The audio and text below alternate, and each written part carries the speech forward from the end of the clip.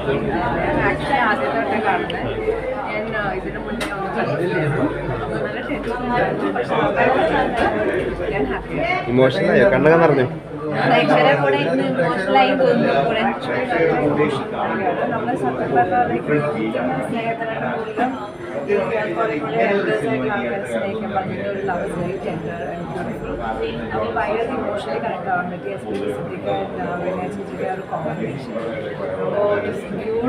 അത് ശരിക്കും അത് അവരുടെ കൂടെ തന്നെ അവരുടെ സ്നേഹത്തിൻ്റെ കൂടെ തന്നെ യാത്ര ചെയ്തപ്പോൾ ആയിരുന്നു. ഷൂട്ടിംഗ് സമയത്ത് കാണാൻ കിട്ടി. എസ്പെഷ്യലി എല്ലാം കഴിഞ്ഞിട്ട് കാണാൻ കിട്ടുമ്പോൾ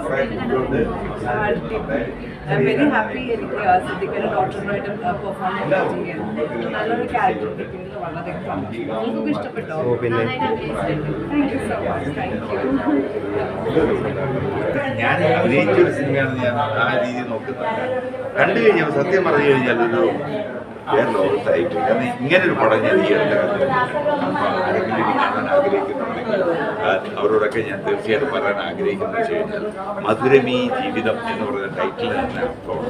കാരണം ഈ തുടക്കം മുതൽ അവസാനം വരെ എന്തുകൊണ്ടാണ് ഈ ജീവിതം മധുരമീ.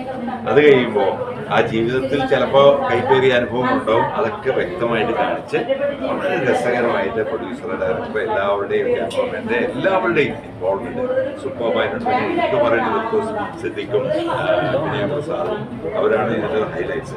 ഞാൻ ഇതിൻ്റെ ഒരു ഭാഗമാണ്. അത്യാവശ്യം ചെയ്യാൻ ഞാൻ ചെയ്തിട്ടുണ്ട് എന്നല്ലാതെ ഇവരുടെ ഒരു മാസ്റ്റർ പീസ് സിനിമയായിരിക്കും. അപ്പോൾ എല്ലാവരോടും ഞാൻ എൻ്റെ അഭ്യർത്ഥനയാണ്, നല്ലൊരു സിനിമ കാണാൻ ആഗ്രഹിക്കുന്നെങ്കിൽ അത് വേണ്ടി ശരിയല്ലേ? നല്ലൊരു വിഷയം തന്നെ കൈകാര്യം ചെയ്ത് ഡയറക്ടറും ടീമും വിജയിച്ചു തന്നെ പറയാം. നല്ലൊരു ചിത്രം നല്ല സിനിമയാണ്.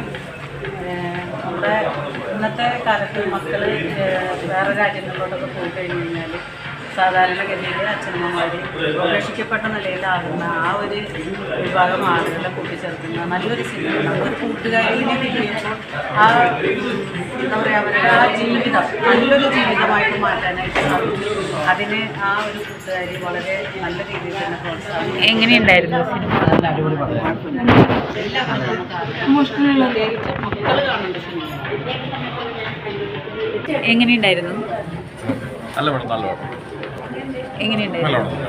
എങ്ങനെയുണ്ടായിരുന്നു മേഡം?